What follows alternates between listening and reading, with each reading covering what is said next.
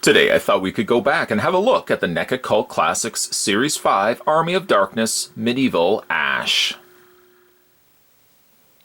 If you wanted to go back and check out the original video, you'd have to go back to June 4th, 2009, when I first had a look at this figure. 2009. What were you doing in 2009? I was apparently recording and posting the review of the NECA Cult Classics Medieval Ash figure, which to this day actually still remains one of my favorite Ash figures of all time. Basically, I've kept everything on the figure. The one thing, unfortunately, I did lose, though, in the process of just storing this guy away, was the Necronomicon. I feel like losing the Necronomicon and having it found by somebody else, I don't think that's going to be a big deal, is it?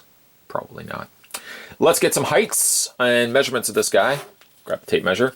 With the display base, you're looking at a figure that stands roughly 7.5 inches tall, give or take 7.5 inches tall for Medieval Ash. Taking him off the display stand and planking him down. Let's get another measurement going. He's roughly about 7 inches, so a 7-inch figure to be for Medieval Ash here. Let's have a look at the display stand, which is really a nice looking stand, featuring some of the graveyard stones and a couple of skull head there, and a few hands that are sticking up, grasping at Medieval Ash here. There's the underside of the stand. Not really much to be said for it, but you got 2006 as your release of NECA. So even though I posted the video in 2009, you can see 2006 for the figure. It's a nice paintwork, although very kept to grays, making up the majority of the base. Even like the little grassy areas around the tombstone still kind of keep to a gray scale. A nice looking display stand though. Really love these. I do still have the boomstick for Ash there. I've still kept that, luckily. And I think it was just for virtue of that I had the boomstick tucked into the top holster that's actually concealed behind his cape. That's one of the probably the few reasons why I still kept that accessory, and unfortunately I've lost the Book of the Dead. Let's have a look at the figure's face. For that, we'll just bring the camera up a little bit.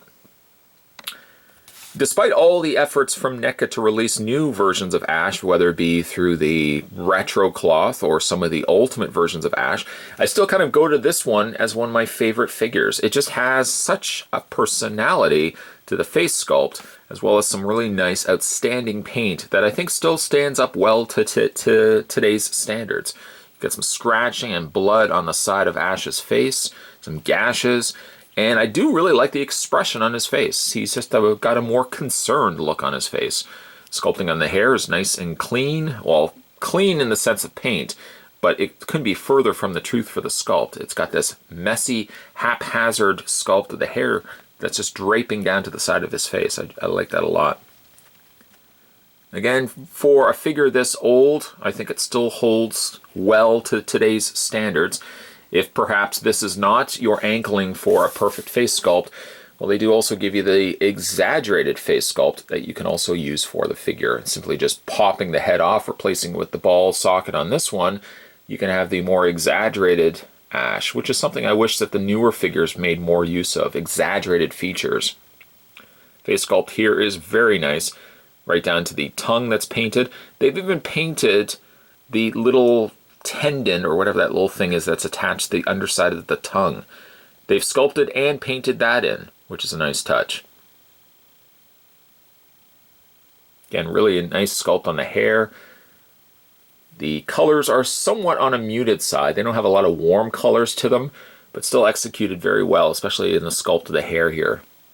So you have that as your alternate head sculpt. Doesn't really, of course, sit very well because, of course, it's going to be sitting on his neck. Here we have Ash from the Army of Darkness. So, of course, he's decked out in his medieval attire, complete down to his new retrofitted robotic, like steampunk kind of hand. It's sculpted nicely. Does look like it should be holding something. Yes, it should be holding the Necronomicon, but I'm sure I've got it somewhere around here. What's the worst, again, that can happen if somebody comes across it? He's got some blood on his pants, sculpting on the pants, though static. I mean, these staction legs can't do anything other than just rotating in these shoes. But other than that, I mean, despite the fact that he is pre-posed from basically the waist down, I think he still executes very well on a overall sculpt. The cape itself is kind of a softer rubber, and it's got this cross-hatching pattern to it, which is nice, and they've just slightly sprinkled it with a lighter gray. You lift that up, you can kind of see where the holster is attached to his back. I suppose you could try to take the cape off. I've never really entertained the idea. It probably just has, there's like a little peg, it looks like, on the one shoulder, possibly on the other two. I mean, you could try to force it off, but I really don't want to ruin the figure by just entertaining the idea of whether this or not could be taken off. So I would just leave it all together. Some gashes there also in his chest do a very nice job of conveying the anguish that poor Ash here is suffering. Of course, not remembering the chant also can be a big problem as well, but we'll overlook that. Some nice graying that's been added to the sleeves as well as the front area of the shirt. You can see the very obvious peg point on the shoulder, something that they fix with later released figures. Let's run through his posability. His head is on a ball joint, hinge up and down, full rotation. You can also hinge the shoulders outward, as well as a forward and back motion. A swiveling in the wrist, which you can also even make out. He's got a wristwatch there, featured on his wrist, which is a nice touch. And again, rotation on the other side. When you get to his waist basically just has a straight swivel. That's all you're really going to get from it. And then you've got your swiveling in your feet. The figure looks great on his own. He still stands on his own.